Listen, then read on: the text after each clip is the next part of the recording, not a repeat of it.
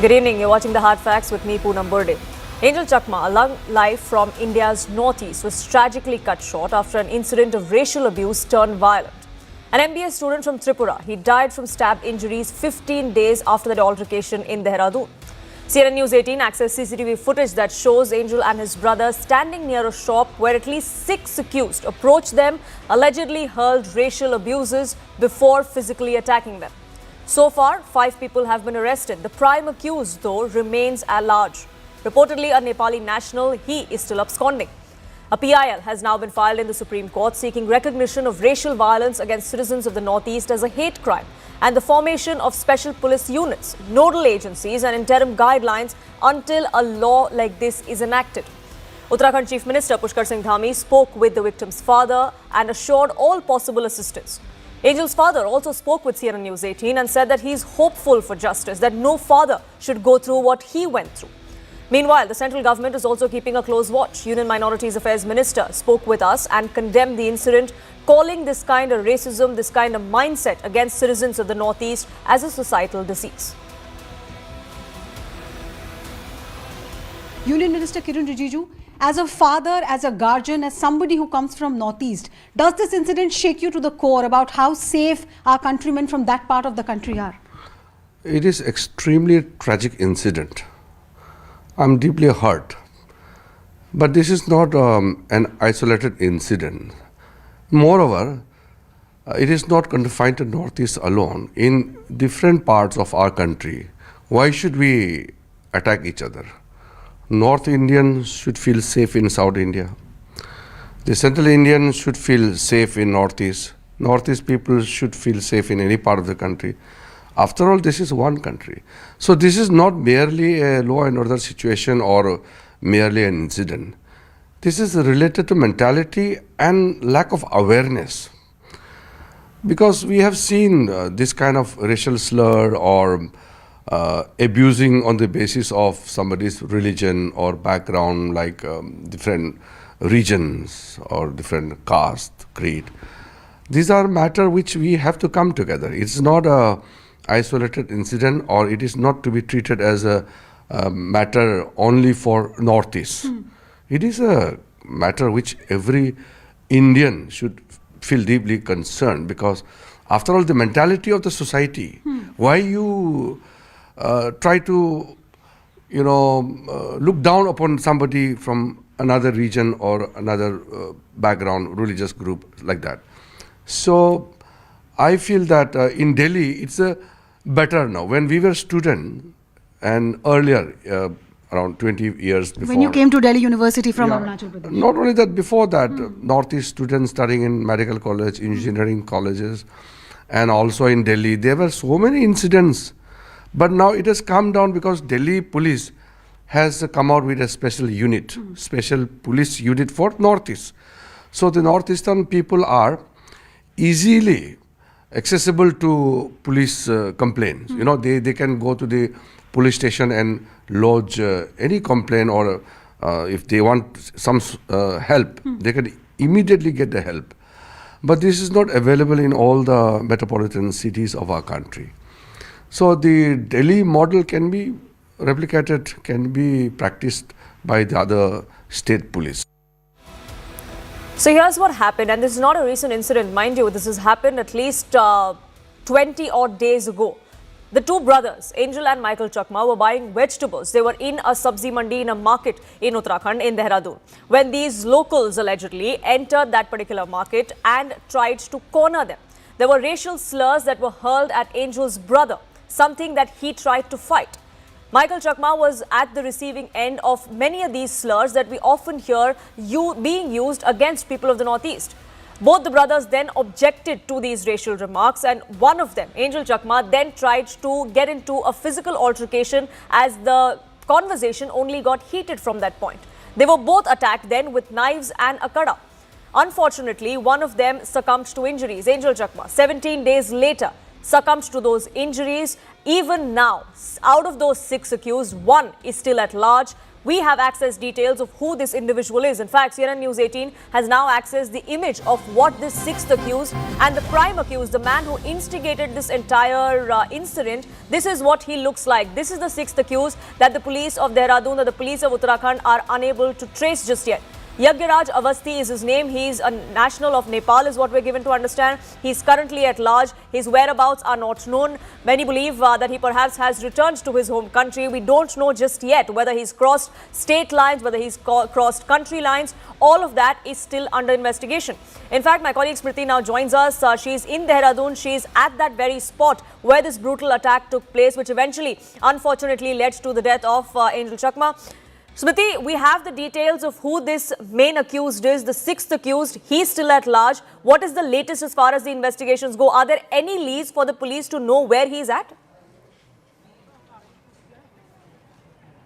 Well, currently we are at that very same spot where the actual incident took place and where both Michael and his brother Angel were attacked. When we spoke to the people, when we spoke to those friends of Angel, who went out there to lodge the FIR, they said us that the police completely denied to lodge any sort of FIR on that very same day when the incident happened. After 3 days, when all of these friends actually reached out to a retired IPS officer, that is when the IPS officer reached out to the SSP and then the FIR was lodged. However, if you note the sections that that have been mentioned in the FIR, all these sections are actually bailable, and none of these sections are actually in consideration to the incident that happened on that day. For example, section 1172 of BNS is actually missing, which amounts to serious injuries and grievous hurt. However, that is missing in the FIR. Now, talking about the sixth accused, Yagiraj Avasthi, who is currently absconding. That person is actually in Nepal currently, and the police has formed the team to find out about that person to make sure that the sixth accused is arrested. However, when we spoke to the friends, they said that it is already quite late. The police had a lot of time with them from 9th to 12th, 3 days after when the FIR was lodged, and then after that around 15 days, more than 15 days, police had all the time to investigate, to form the team and to look out for the sixth accused. However, this time was utilized by the sixth accused to run away, to go to Nepal, and then now there are also sources telling us that the person might be missing from Nepal as well. So it'll be interesting to see where that trail really leads to him and how long it takes for agencies to actually track him down. For the moment, though, Smriti, thank you so much for getting us the latest on the investigation. But let's open this up, because this is something that cannot ever repeat. This is a mindset that needs to be nipped in the bud. Unfortunately, we've lived with it for far too long in this country. But let me open this up to our guests who join us on this edition. Pradeep Bhandari, national spokesperson of the BJP. Matthew Antony, spokesperson of the Congress. Pularao, political analyst, will be joining us shortly. Nirupam Chakma, National Commission for Scheduled Tribes, is with us as well. And Suhas Chakma is with me here in the studio. He's director for Rights and Risk Analysis Group. But Pradeep Bhandari, let me begin by asking you. The family has come out and alleged that for 3 whole days, the police wouldn't even file an FIR, that the father had to actually go from where he was in Tripura to Dehradun to actually get the police to act on it. Well, first of all, we are absolutely sympathetic, and the Honorable Chief Minister has spoken to the father of the victim, and the Honorable Chief Minister has assured the father of the victim personally that strictest possible punishment will be given to the accused. 5 have been arrested, and we are in lookout for the 6th. So the intent of the state government here is not to let the accused go, but to have a scenario where all the accused are caught. If there is a situation where any of these police officials or the investigative officer or the officer in charge of the investigation purposely and consciously try to delay the probe and let the accused go off, we will also act against the particular police official. But unfortunate part here is, Poonam, that there is Mr. Rahul Gandhi in the Congress party is using an isolated incident which we also are empathetic about in order to create fissures in the society. Because if the argument here is that the state is neither promoting it, the state is neither giving patronage to the accused, whereas in the case of Tamil Nadu, a similar incident took place against a migrant worker, and neither Rahul Gandhi or the DMK has taken any action to it. So my charge here is the following. In such incidents, you require individuals from across political parties to stand united. But we cannot expect this from the Congress party, because it's the same party. If you recall, there were students from the Northeast who were living in Delhi, Mumbai, Bangalore, and they had to leave their parts because during the time of UPA, there was targeted attack on the individuals from Northeast. And there was a report in 2011 which said that 78% of the Northeastern students faced some kind of humiliation in Delhi. And this is the report which was published in April 18, 2011. But this is not an alibi for us to pass the buck. We are responsible, and we will catch the sixth accused also. And we do hope that really happens soon, because the family clearly doesn't seem to be on board with the narrative that the BJP says that everything was done as per the law, because a lot of questions are still being raised, and I'll come to that. But Matthew Anthony, as far as the Congress is concerned, the Congress's double standards or hypocrisy, so to say, is being highlighted by the BJP, that sure, this crime needs to be condemned in the strongest words, but so does the crime that happened in Tamil Nadu. Why no tears for that victim? First of all, our condolences to the family of Anjel Chakma. Looking back into what the BJP has told, I would recall Nido Tasniam of Arunachal Pradesh, 20 years old, was killed after a racial slur in Delhi in 2020 with iron rods. Manipuri women were sexually assaulted and harassed in Karnataka and Bangalore in 2014 when there was BJP. Then Arunachal youth again was lynched in Gurgaon, Haryana. BJP was in rule. Northeast students entirely was called as coronaviruses because of their Chinese look. And that is a constitutional failure which is happening during the BJP's regime, because there is no fear, there is no protectionism, whereas the Congress is the one which you are talking about, the National Commission of Scheduled Caste and Scheduled Tribe, which is the Congress, Rajiv Gandhi, which got into that. The 371, the other constitutional protectionisms which was given to the country and the Northeast, the Mizoram Peace Accordance. Everywhere, the tribal life was respected by the Congress party while building the Congress, while building the Northeast as an integral part of the country. The respect is not there. And there is and the impunity is there with the culprits. Tell me one incident where one of these guys have been punished. Tell me one incident where one of these police officers have been punished. Now, it came into the attention of a chief minister where the entire nation had to raise a voice. Then the chief minister came into the picture. But tell me what action has been taken against the police officers in the last 24 hours time. You still have to investigate when the victim's father has clearly told that the police didn't register an FIR. The police were reluctant to register an FIR, taking it as a major offense. What are the answers for it? Let's talk about the present. Let's not talk about 15 years back. Let's talk about present, what's happening and what is happening consistently. And it's not an isolated event. Where is the Northeast Minister Jyotiraditta Scindia speaking about this? Where is the Tripura Chief Minister speaking about this? But we did have the Chief Minister of Tripura speak with his counterpart of Uttarakhand, and there seems to have gotten some sort of assurance there. But Suhas Chakma is here with me in the studio, and I saw your hand going up. This kind of narrative that we see between political parties trying to sort of shift blame as to whose rule or whose government saw higher crimes like these. But the fact of the matter is that they've existed since the time, unfortunately, since independence perhaps. Unfortunately, there is this mindset, irrespective of which government is in power, that still percolates. No, I think it's sickening to hear the representative from both the political parties, both the BJP and the Congress. A young man has died and you have the audacity to make it political. This violence has been taking place in Congress-ruled states in Karnataka. They take place in Delhi, where the central government is led by BJP government. We need not bring the records of each political parties. That's not the issue. The problem is societal, and we have to bear in mind the records speak for themselves. And in this particular case, it's a matter of fact that the incident took place on 9th December. It took 3 days for the police to register the FIR. and the provisions of attempt to murder was not invoked. If attempt to murder was invoked, then the guys would have been arrested immediately. And had this young fellow not died, this would not even be an issue. So I think we have to look at the wider picture, that is that we in India consist of different races, and this kind of racial violence will continue to take place, and the issue is how do we tackle it? We tackle it in two ways. One way is to bring a law, because it creates fears, it creates its own awareness, then people know about it. So whether you look at the Anti-Dowry Act or Prevention of Atrocities Act, given the peculiarities of the problems.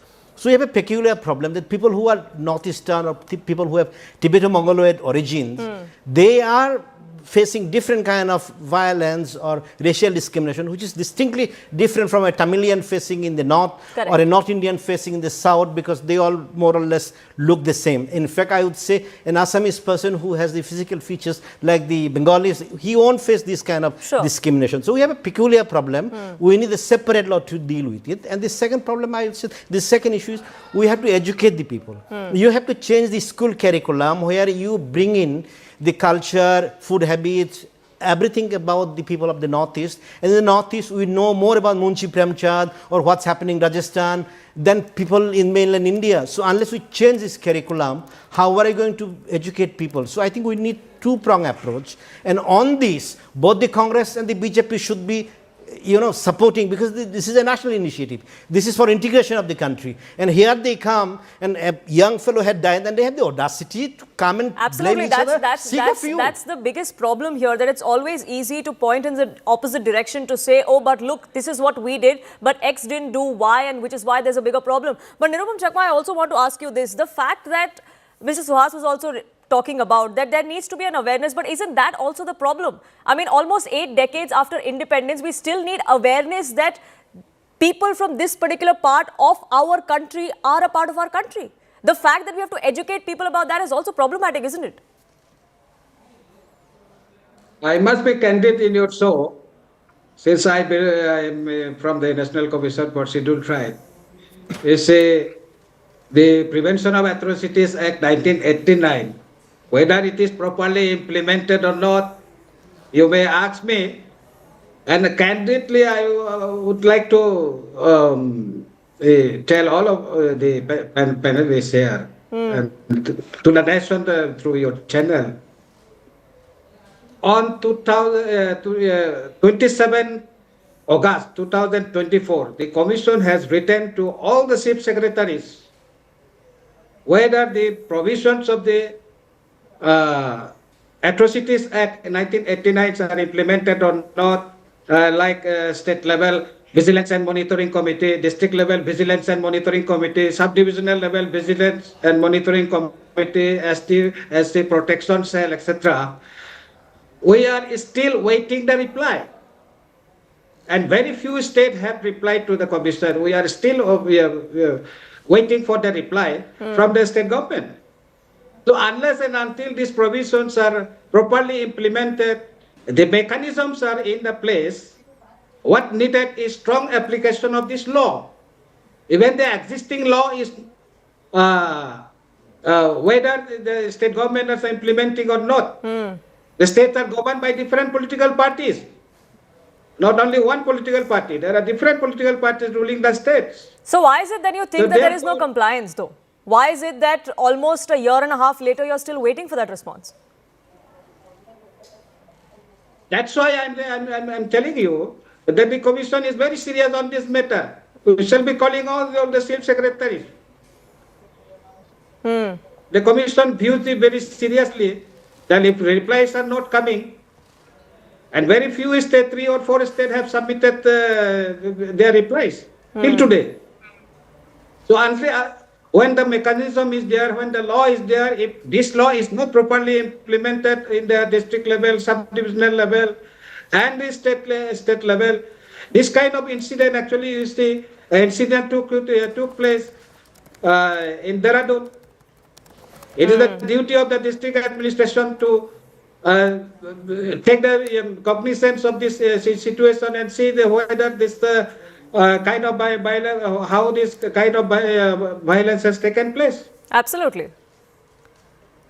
So is there So that therefore, seriousness, is there a lack of seriousness, Pradeep Bhandari, in terms of, yes, we need a larger mechanism perhaps to deal with it, but even those that are in place don't seem to actually be implemented on ground. I mean, the fact of the matter is the FIR in this case as well was filed much later because the police tried to hush it up as a minor incident. Well, The racial Poonam, if slurs there are is not a- taken seriously. Well, Poonam, when the Chief Minister was aware about the incident, the Chief Minister immediately ordered and the 5 accused were arrested and we are looking for the 6th accused. If in any scenario we find any police official who tried to delay or did not take it seriously, we will take action. We are not like the Congress.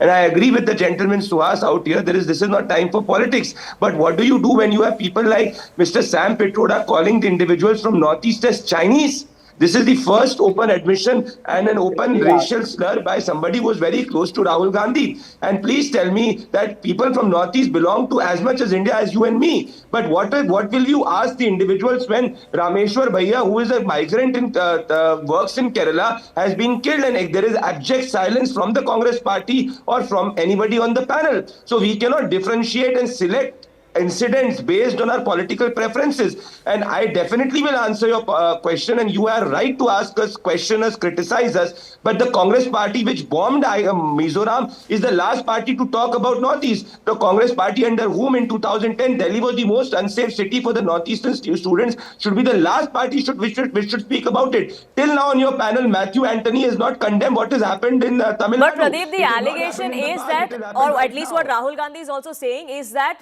BJP is fueling this kind of narrative where there is an insider versus outsider sort of narrative that's being built.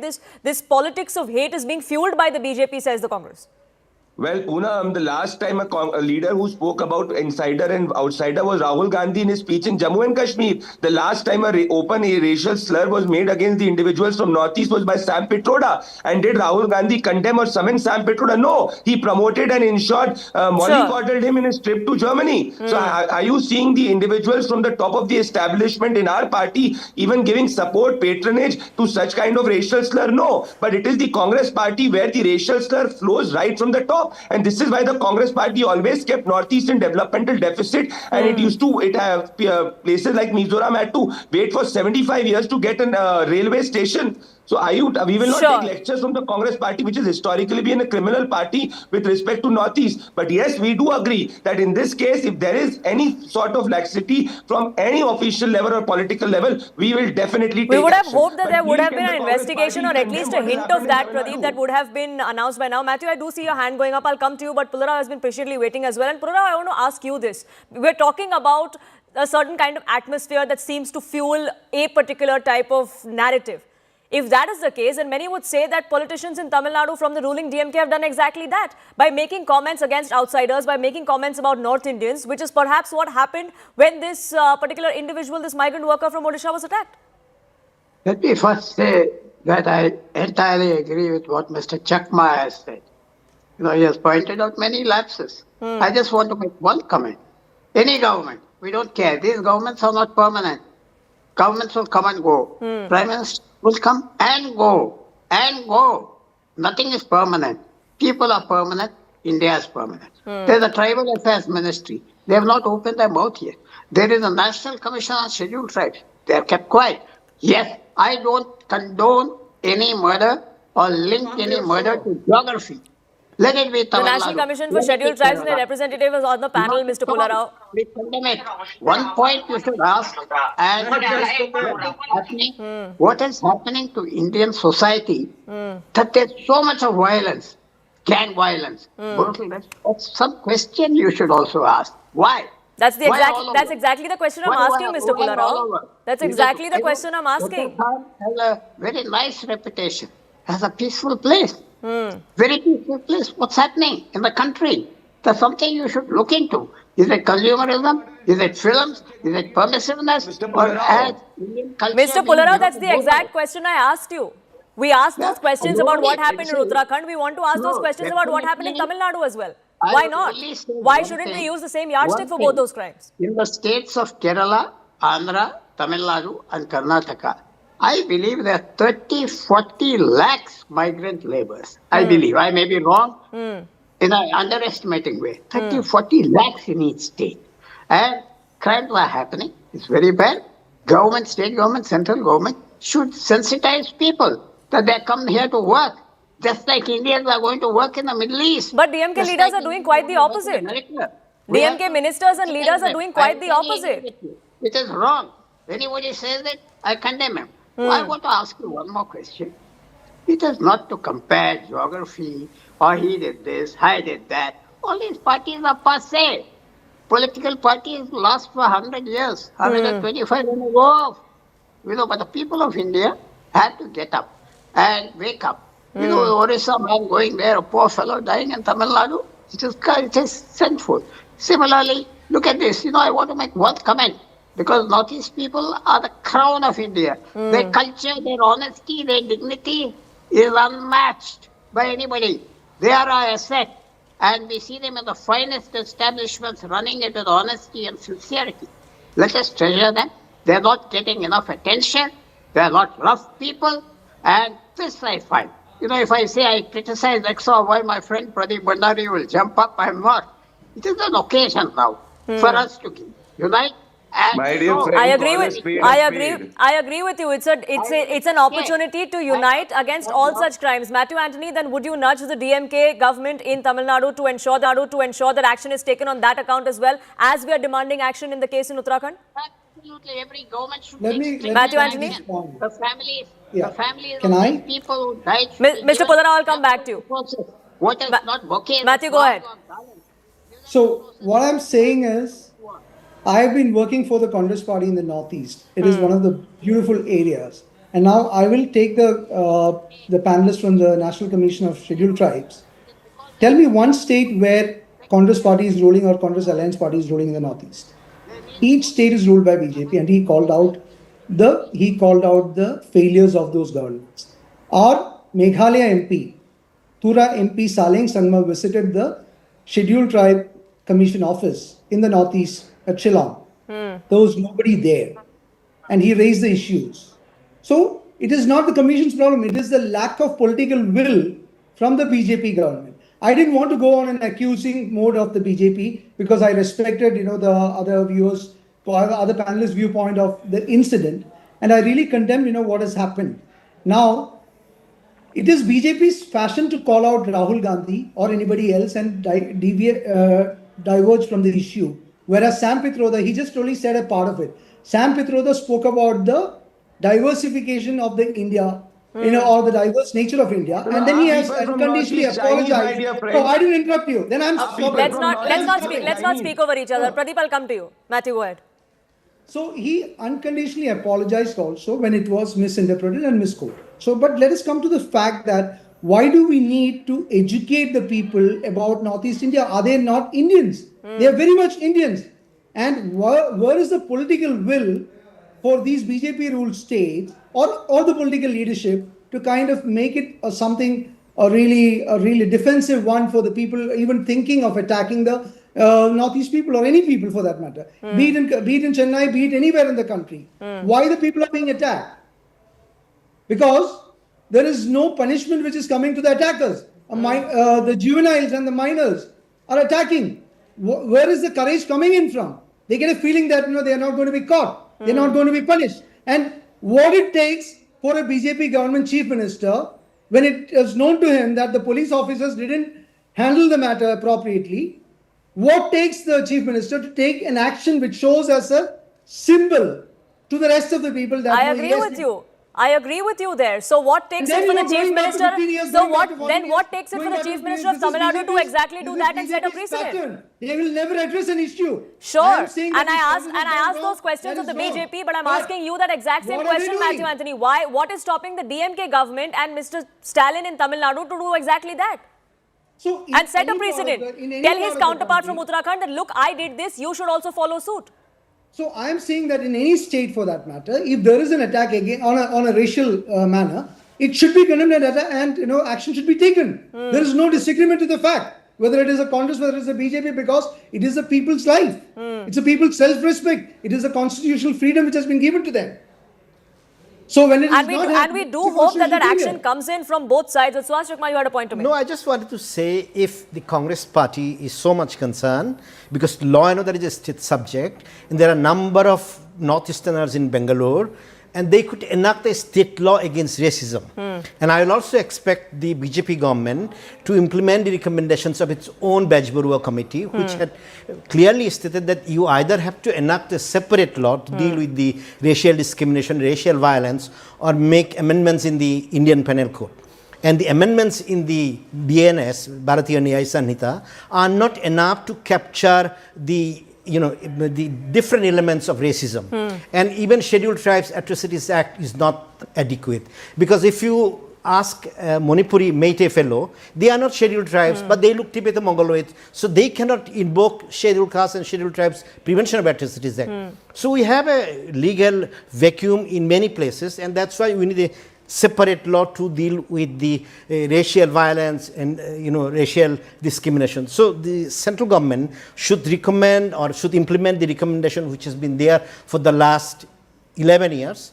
And if the Congress is so much committed, please bring the law in Himachal Pradesh, please bring the law in the Karnataka, because if Karnataka brings the national state law, obviously it will set the precedent. So don't blame the BJP alone, or BJP should not blame the Congress alone. I think at the central level as well as the state level, you can always bring specific laws. And we have to remember one thing: there is a difference between somebody who looks different because of his or her physical features. Eyes are different, slanted eyes and etc. You can immediately make out. Possibly you cannot make a differentiation between an underite and somebody from the northern India. So those, exception are there, people can take advantage of that. But when the physical features are completely different, you face altogether different kind of violence. And if we bring this kind of a law, if we recognize that there are racism in the country, it's not alienating the people. It's not creating, different. But then are you sort of creating another division? Because that's exactly what we want to avoid, isn't it? No, I think we already do that. For example, if you look at it, there is a Scheduled Caste and Scheduled Tribes Prevention of Atrocities Act. There is a special need for the juveniles. We have, laws dealing with rape, sexual violence. Then we have brought POCSO, etc. So I think, we have enough precedents to show that, this helps in the long run integration of the people. They feel secure. And I still believe that unless you can create the fear of the law, education alone doesn't work. What you have to do is create the fear of the law. So when you enact a law, it basically creates an awareness. People know that if I actually commit the offense, I will be charged under this law. There has to be a stronger deterrent, that's for sure. Know the IPC. That's for sure. But Nirupam Chakma, like you were also pointing out, that there are, even though there is certain mechanism, at least as far as scheduled tribes go, a lot of it falls through the gaps. The implementation is a problem. So if we do look at another set of laws or another sort of precedent, so to say, in cases like this, will it actually be implemented on ground? Because the problem really seems not the fact that we have or don't have laws. The fact is that in a lot of times, like in this case as well, police are apprehensive against invoking some of the stronger sections. From the NCST point of view, you see, I've already told to you, the implementation of the Act, a strong implementation of Act is required at the district level, state level, and subdivisional level. And you should know that in these committees, vigilance and monitoring committees, SC and ST, MPs and MLAs are also members. So that the law can be enforced for in the best interest of the scheduled tribe and scheduled caste. But unfortunately, as I told you, that the information we saw that we are still waiting for the last 1 year. And the commission has viewed this very seriously. But what solution? But what is the solution? But what is the solution to that? I mean, apart from you waiting for these responses to come in, what do you do? All the state, all the state must come, must be sensitive at all levels, state level, district level, subdivisional level, so that whatever these things are occurring, at least they can take stock of the situation and make corrective measures. Sure. But if the commission is not receiving the responses for last 1.5 years, you should be invoking the powers of the civil court to summon the chief secretaries to appear before you. Now, if you ask the state, that is what we are contemplating. We shall be calling the defaulting money states. And political will is required for that, Pradeep Bhandari, which brings me back to the question that it's not just about this one particular incident. We cannot view this as an isolated incident because this is a mindset that has percolated, unfortunately, like I said, 80 years into independence. We're almost there into 8 decades now. And yet, unfortunately, for some people in this country, they feel it's okay to be hurling such abuses, making fun of those who belong to this particular country. Well, absolutely, Poonam. We are around 30 minutes on your show. I have unequivocally condemned it. Whereas the representative from the Congress has not even once condemned what has happened in Tamil Nadu. Because you on your screen are showing two visuals and we cannot be selective of what has happened in Uttarakhand or what has happened in Tamil Nadu. In Uttarakhand, you have the chief minister who has taken cognizance because the law and order is a state subject. 5 people have been arrested. We are looking after the 6th. We will act against the errant police official. If we found the errant police official to be guilty, we are looking for a status report. But till now on your panel, the Congress spokesperson has not even once condemned because law and order is a state subject. And this tells you the selectivity and hypocrisy of the Congress party because it's the same party whose alliance partner called people from North India as BDs. People from Bihar were compared to BDs. So how can we be selective? All of us are people of India. What does the Constitution say? We the people of India. And please remember when on 6th November 2025 in HSR layout in Bengaluru, a man from Northeast was punched for coming from Northeast. And you know the state government did not even act for the next 7 days. It took us a protest for ensuring that the Karnataka Congress government acted. So but that's the most unfortunate bit, isn't it? In both these cases, Matthew Anthony, it is for the public, it's for the family of the victims, it's for the aggrieved to come out and hit the streets, for there to be outrage, for politicians, governments, irrespective of what party they come from, to actually wake up. If at all you have listened to my statement before, I have said that be it in any state of this country, if a racial discrimination happens, it is bad. And now, I was personally involved in Kalina in Mumbai. Be specific. No, you want me to be specific in Uttarakhand. Do not give a generalized response. If you want the Bharatiya Janata Party to take cognizance of it, we are responsible for what has happened in Uttarakhand and we are taking action. You are responsible for what has happened in Tamil Nadu and you need to speak about it. The migrant labor from the other part of the country. Sure, Pradeep, give him an opportunity to finish, please. I have very limited time left. If he has got a verbal diarrhea, then I can't help. You know, go ahead. I asked him to give you your time. Please go ahead. So what I'm saying is, you know, any state in this country where a racial discrimination has happened, it is bad to the country. It is bad to the people. It is a constitutional failure. I need not have to say anything more than that. And now, I was personally involved in Kalina in Mumbai, where Devendra Fadnavis BJP government is ruling, and 3 Mizoram people. That's exactly, but Pradeep, just a second. Pradeep, just a second, please. Please go ahead. But Matthew Anthony, as far as this particular incident is concerned, or any such incidents are concerned, let's not compare one crime to the other. One is not bigger than the other or smaller than the other. I'm not comparing. I'm saying about a personal experience where, you know, in Mizoram, 3 people of Mizo origin were assaulted and the police didn't bother to even book an FIR there. We had to then persuade it. So that's exactly what I'm saying, Matthew Anthony. Then if somebody has to set a precedent, why doesn't the Congress do it?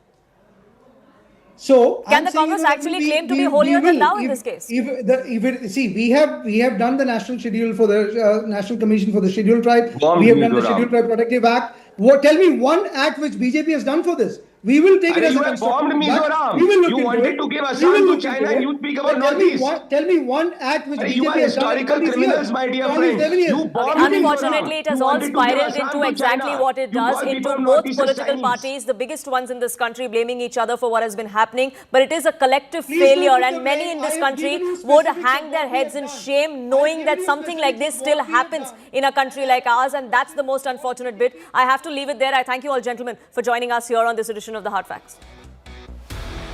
Shifting focus now to the Supreme Court, which has stayed a Delhi High Court order suspending former BJP MLA Kuldeep Singh Sengar's life term for the rape of a woman who was then a minor when the crime was committed in Uttar Pradesh's Unnao in 2017. The court acknowledged a responsibility to the survivor and noted that the High Court order only dealt with the public servant aspect in this case. The bench also expressed worries as to the law in question and the definition of a public servant under the POCSO Act. It noted, and I quote, "If a constable can be deemed a public servant, why not the member of a legislative?" The court noted that there is no question of compromise of personal liberty as far as Kuldeep Singh Sengar is concerned because he will continue to be in jail. He is also serving, remember, a concurrent sentence over the custodial death of the victim's father. However, the survivor's lawyer says that the system remains complicit in trying to shield Sengar even though he is not an elected representative anymore. In fact, the lawyer has also called the Supreme Court ruling just a breather. This is what the victim's lawyer, Mahmood Praja, spoke with me and told me earlier today. So is this a temporary relief or is this a victory to celebrate? Unnao survivor's lawyer Mahmood Praja is now with us. Thank you so much for speaking with us here on CNN News 18. Mr. Praja, I want to begin by asking you, right after the verdict came out from the Supreme Court, you said that this was not really a victory, it was just a breather. But do you think that this could be the first step in ensuring complete justice to the survivor?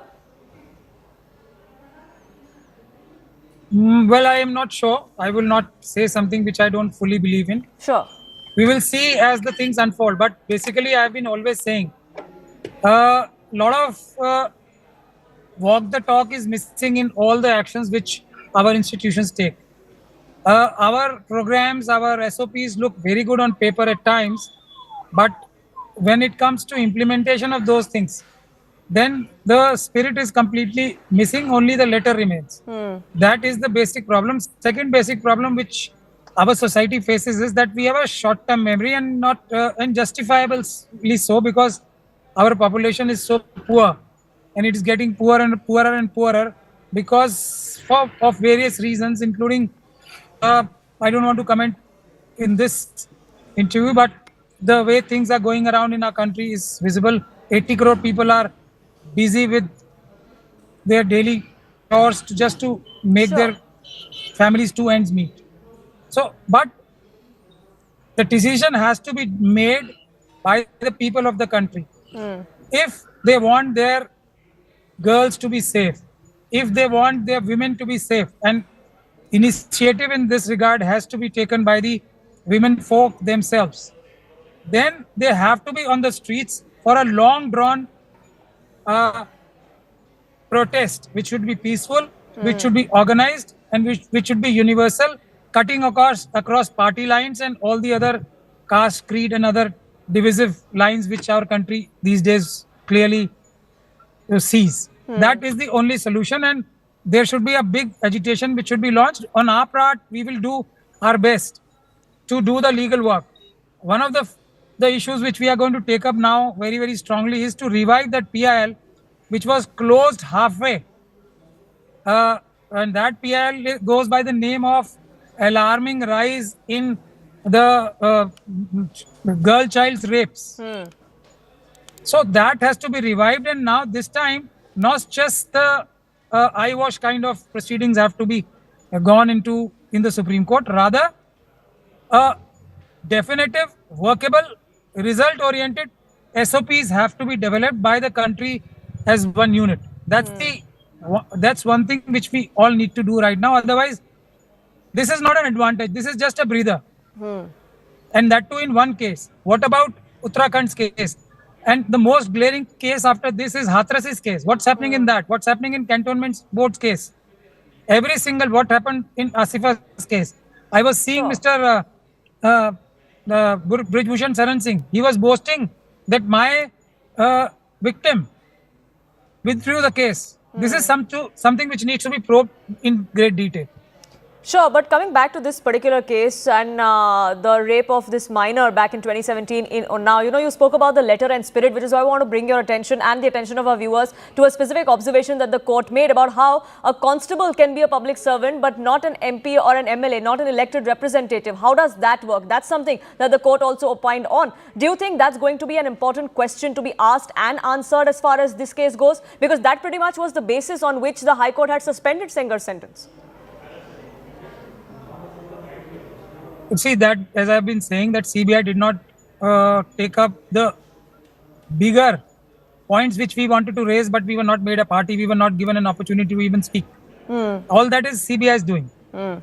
But this is again on the larger platform of protection of women and especially the girl child.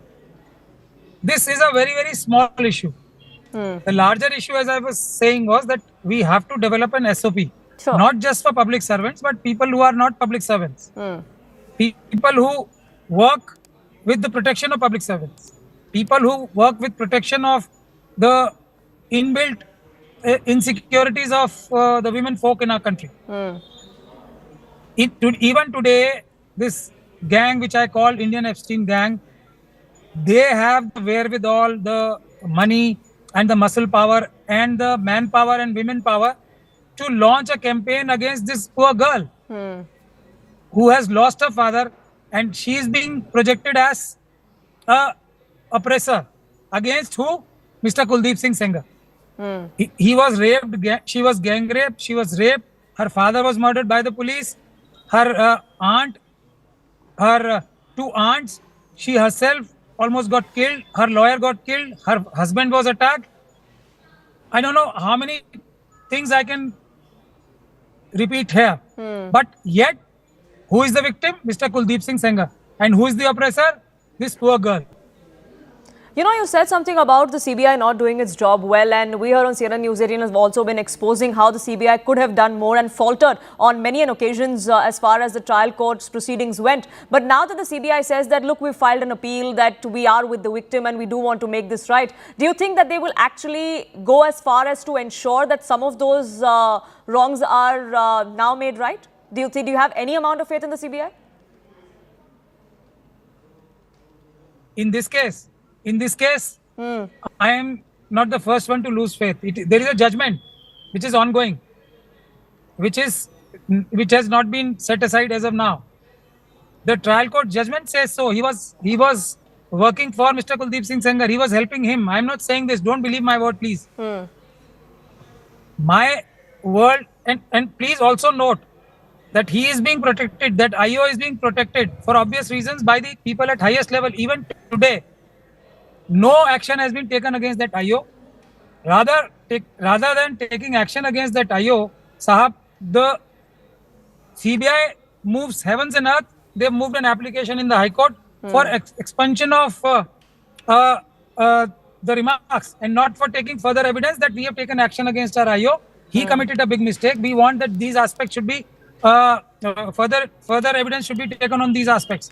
So this is what points towards a larger conspiracy and involvement of people who are at places which is higher than visible to naked eye. Don't believe my word for this. Sure. And I'm saying about this case only. If you go into the details of Mr. Brijbhushan Saran Singh's case also, Delhi police investigated that. I have had an inkling about that.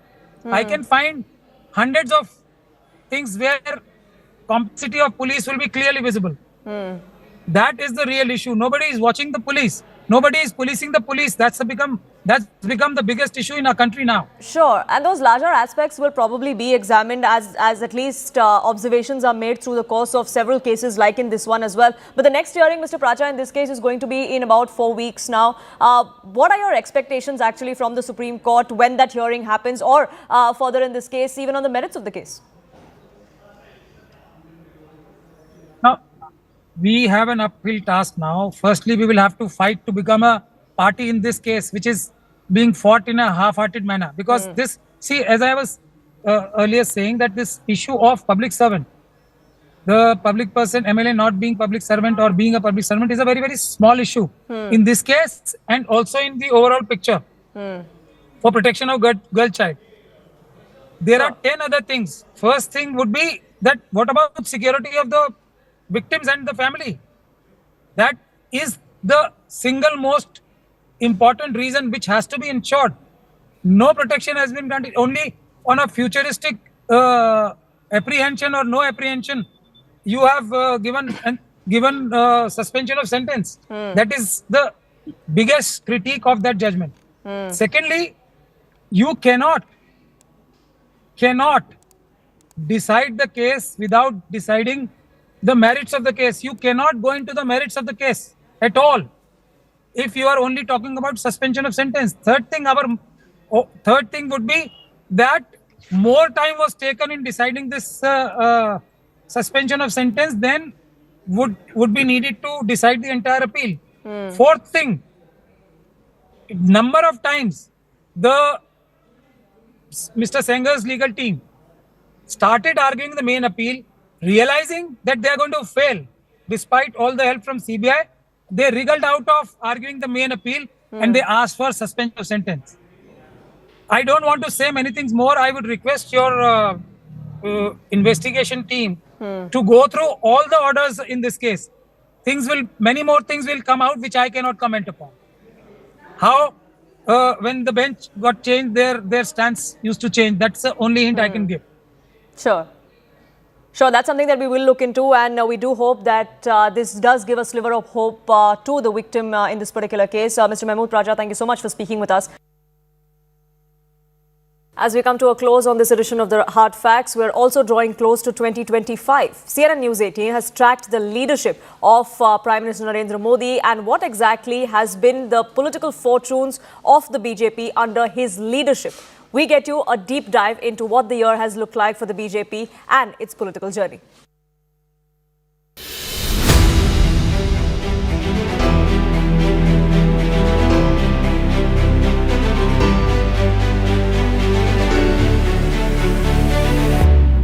In politics, we often measure leadership through numbers, seats won, schemes launched, growth charts and statistics. But every once in a while, leadership reveals itself in quieter ways, in how a leader listens, what he remembers, who he notices, and how present he chooses to be. Well, in 2025, some of Prime Minister Narendra Modi's most defining moments did not come from podiums or policy announcements. They came from conversations, from shared laughter, from questions asked with genuine curiosity, from moments that felt less like power and more like a connection. Well, as the year draws to a close, we look at the moments that shape PM Modi's bond with India's youth in 2025. Moments that show leadership not as a command but as a companionship. When the Indian women cricket team returned home after the historic World Cup victory in 2025, the country expected a formal reception. What they got was something different. PM Modi just didn't congratulate the champions. He remembered their stories, their injuries, even their favorite food.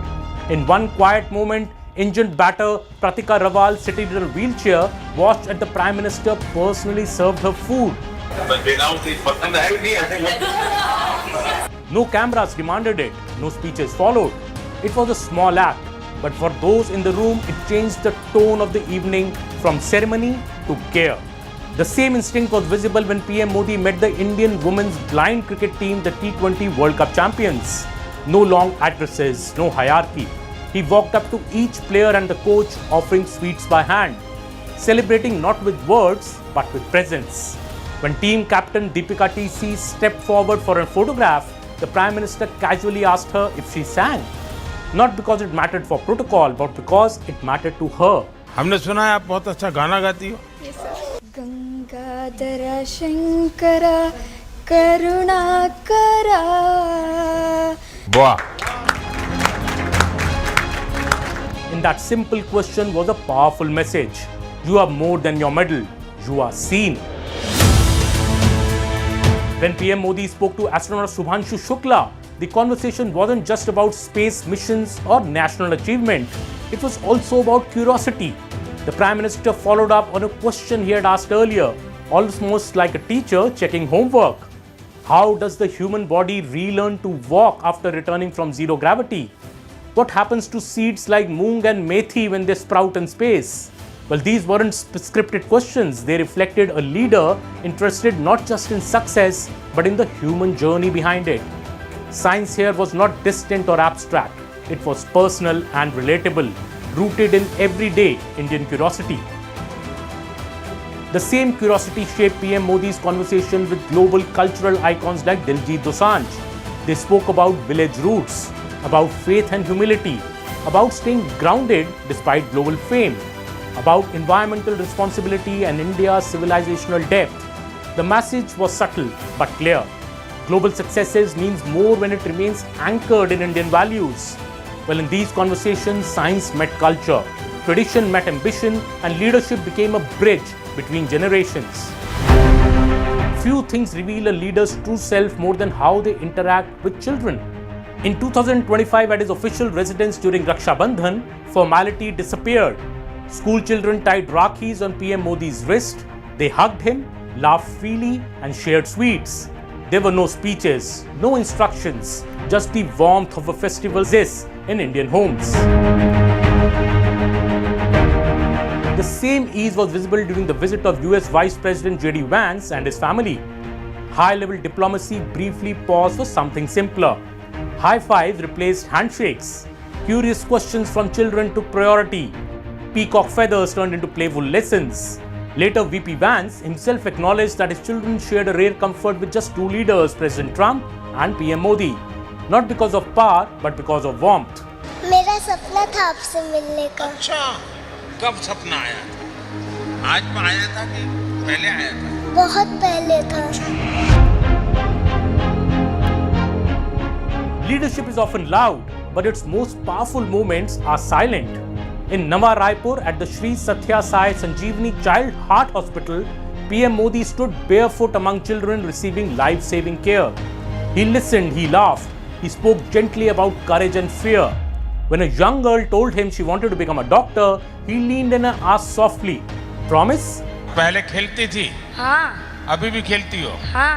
आगे क्या करना चाहती? Doctor बनने चाहती हूँ। Doctor बनोगी? पक्का? हाँ पक्का। चलिए। That single word created a bond of trust. Not an order, just advice, just belief. The same empathy shaped Pariksha Pe Charcha in 2025. PM Modi reminded students that marks do not define life, that confidence comes from preparation and calm, not pressure. At the Young India Bharat dialogue, he chose not to sit on a stage but at the same table as students, listening, exchanging ideas as an equal. And in Bangalore, after inaugurating the Yellow Line Metro, he travelled alongside schoolgirls, sharing time, not distance. These moments showed leadership not as authority but as a presence. What truly connects PM Modi to young Indians is that his answers come from lived experience. In his 2025 podcast with Nikhil Kamath, he spoke openly about growing up in Vadnagar, about being an average student, about leaving home early, facing anxiety, facing criticism. He called his life a university of adversity. His message was simple but powerful. Pressure eases with discipline. Purpose matters more than outcomes, and confidence grows from experience, not comparison. These ideas weren't just spoken, they were lived. In 2025, PM Modi carried India's values to the world through yoga as a global wellness movement and Ek Ped Maa Ke Naam, turning environmental responsibility into a personal act of gratitude. Personal struggle became public purpose, and values traveled as far as ambition. Taken together, these moments tell a larger story. A leadership style that doesn't rely only on command, but on connection. A leader who remembers names, notices people, listens first and speaks from experience, whether with children, champions, students, scientists or artists.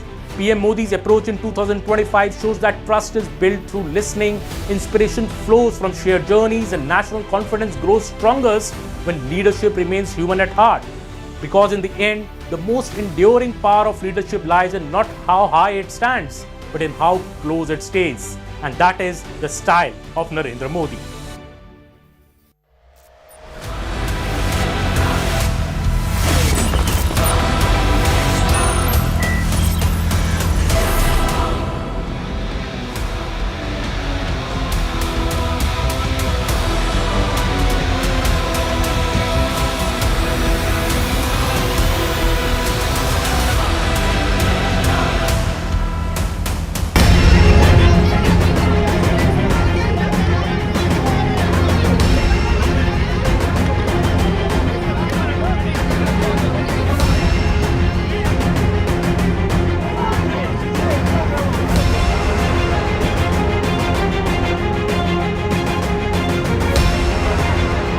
Breaking that we have for you, Supreme Court has stayed the Delhi High Court order which had given suspension of sentence to Kuldeep Singh Sengar.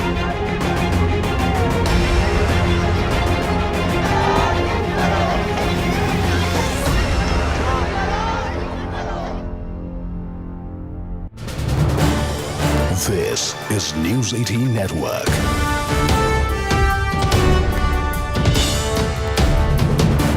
India's largest news network. Me Poonam birthday. Anjel Chakma, a young life from India's northeast, was tragically cut short after an incident of racial abuse turned violent. An MBA student from Tripura, he died from stab injuries 15 days after that altercation in Dehradun. CNN News 18 accessed CCTV footage that shows Anjel and his brother standing near a shop where at least 6 accused approached them, allegedly hurled racial abuses before physically attacking them. So far, 5 people have been arrested. The prime accused, though, remains at large. Reportedly a Nepali national, he is still absconding. A PIL has now been filed in the Supreme Court seeking recognition of racial violence against citizens of the Northeast as a hate crime and the formation of special police units, nodal agencies and interim guidelines until a law like this is enacted. Uttarakhand Chief Minister Pushkar Singh Dhami spoke with the victim's father and assured all possible assistance. Angel's father also spoke with CNN News 18 and said that he is hopeful for justice, that no father should go through what he went through. Meanwhile, the central government is also keeping a close watch. Union Minorities Affairs Minister spoke with us and condemned the incident, calling this kind of racism, this kind of mindset against citizens of the Northeast as a societal disease. Union Minister Kiran Rijiju, as a father, as a guardian, as somebody who comes from Northeast, does this incident shake you to the core about how safe our countrymen from that part of the country are? It is extremely tragic incident. I'm deeply hurt. But this is not an isolated incident. Moreover, it is not confined to Northeast alone. In different parts of our country, why should we attack each other? North Indians should feel safe in South India. The Central Indians should feel safe in Northeast. Northeast people should feel safe in any part of the country. After all, this is one country. So this is not merely a law and order situation or merely an incident. This is related to mentality and lack of awareness. Because we have seen this kind of racial slur or abusing on the basis of somebody's religion or background, like different regions or different caste, creed. These are matters which we have to come together. It's not a isolated incident, or it is not to be treated as a matter only for Northeast.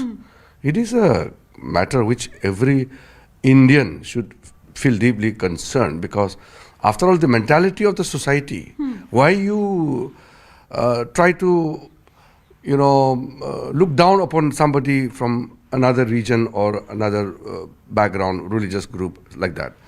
So I feel that in Delhi, it's better now. When we were students and earlier, around 20 years before. When you came to Delhi University from Arunachal Pradesh. Not only that, before that, Northeast students studying in medical college, engineering colleges, and also in Delhi, there were so many incidents. But now it has come down because Delhi police has come out with a special unit, special police unit for Northeast.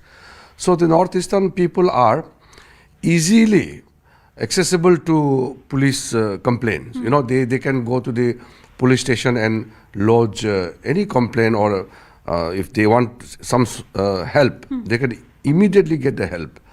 But this is not available in all the metropolitan cities of our country. So the Delhi model can be replicated, can be practiced by the other state police.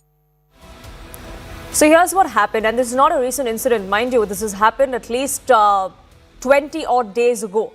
The two brothers, Anjel and Michael Chakma, were buying vegetables. They were in a sabzi mandi in a market in Uttarakhand, in Dehradun, when these locals allegedly entered that particular market and tried to corner them. There were racial slurs that were hurled at Angel's brother, something that he tried to fight. Michael Chakma was at the receiving end of many of these slurs that we often hear being used against people of the Northeast. Both the brothers then objected to these racial remarks, and one of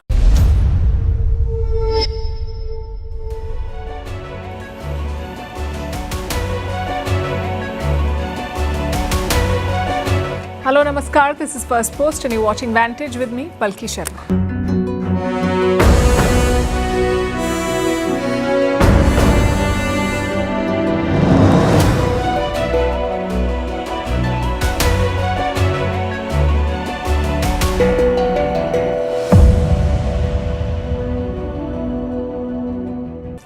China is ending the year with a bang, quite literally.